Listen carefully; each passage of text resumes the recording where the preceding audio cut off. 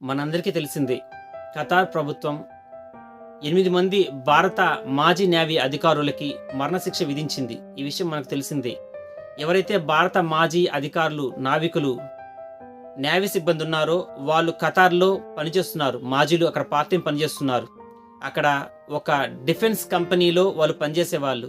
కానీ అక్కడ ఏం జరిగిందో తెలీదు గానీ ఖతార్ 8 మంది నేవీ అధికారుల్ని ఆ 8 మంది కూడా గూఢచర్యం చేస్తున్నారు అన్న నెపంతో, అది కూడా ఇజ్రాయెల్ కోసం గూఢచర్యం చేస్తున్నారు అన్న నెపంతో వాళ్ళని అరెస్ట్ చేయడమే కాదు, సరైన విచారణ చేయకుండా ఆ 8 మందికి ఖతార్ ప్రభుత్వం, ఖతార్ న్యాయస్థానం ఏకంగా మరణదండన విధించింది. ఎప్పుడైతే ఖతార్ మరణదండన విధించిందో ఒక్కసారిగా భారత్ ఆశ్చర్యపోవాల్సి వచ్చింది. ఎందుకంటే భారత నావికులకి, భారత నేవీ సిబ్బందికి గూఢచర్యం చేయాల్సిన అవసరం లేదు.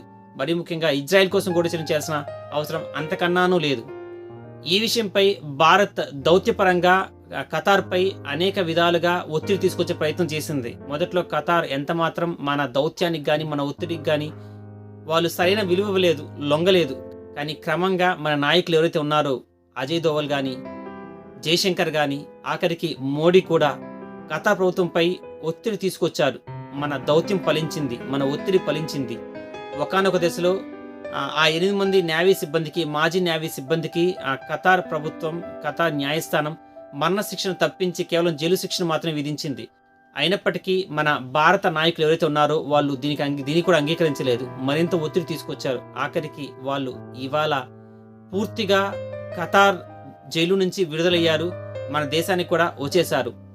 ఖతార్ చేతిలో చిక్కి ఖతార్ ప్రభుత్వం చేత, ఖతార్ న్యాయస్థానం చేత మరణశిక్ష విధించబడి ఇంచుమించు చావు అంచుల దాకా వెళ్ళి తిరిగి మళ్ళీ మన దౌత్యంతో, భారత దౌత్యంతో ఆ 8 మంది మాజీ నేవీ అధికారులు తిరిగి మళ్ళీ ఈరోజు భారతదేశానికి చేరుకున్నారు. ఇది నిజంగా గొప్ప విషయం.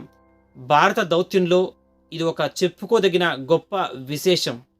ఇక ఈ విషయం గురించి పాయింట్ టు పాయింట్ చెప్పుకోవాల్సి వస్తే 2022 ఆగస్టులో భారత మాజీ నేవీ అధికారులు ఎవరైతే ఖతార్లో ఉంటున్నారో వాళ్ళలో 8 మందిని ఖతార్ ప్రభుత్వం, ఖతార్ పోలీసులు తమ ఆధీనంలోకి తీసుకున్నారు. ఆ తర్వాత వారిపై గూఢచర్యం అభియోగం కింద వాళ్ళని అరెస్ట్ చేశారు. 2023 అక్టోబర్ 26న ఆ 8 మంది కూడా మరణశిక్ష విధించారు. భారత దౌత్యంతో, భారత ఒత్తిడితో డిసెంబర్ 28వ తేదీన 2023 డిసెంబర్ 28వ తేదీన అదే 8 మంది భారత నేవీ అధికారులు మరణశిక్ష పడిన వారు ఎవరైతే ఉన్నారో వారికి మరణదండం తప్పించి కేవలం జైలు శిక్ష మాత్రమే విధించింది అక్కడ ప్రభుత్వం. ఆ తర్వాత మళ్ళీ ఇన్నాళ్లకు మన దౌత్యం ఫలించింది. మన దౌత్యంతో, మన ఒత్తిడితో ఖతార్ ప్రభుత్వం మన మాజీ నేవీ అధికారులను నిర్దోషులుగా విడుదల చేసింది. వాళ్ళు ఇప్పుడు మన భారత్ కూడా తిరిగి వచ్చేశారు.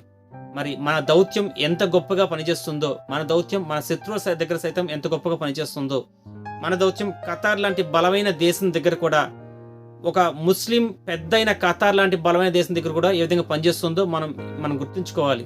మన దౌత్యం ఎంత గొప్పగా ఉందో, ప్రస్తుతం మన నాయకులు ఎంత గొప్పగా ఉన్నారు, ప్రపంచంలో భారత్ ఒక తిరుగులేని శక్తిగా ఎలా ఎదుగుతోందో మనం తెలుసుకోవడానికి ఇది ఒక ప్రత్యక్ష సాక్ష్యం మాత్రమే.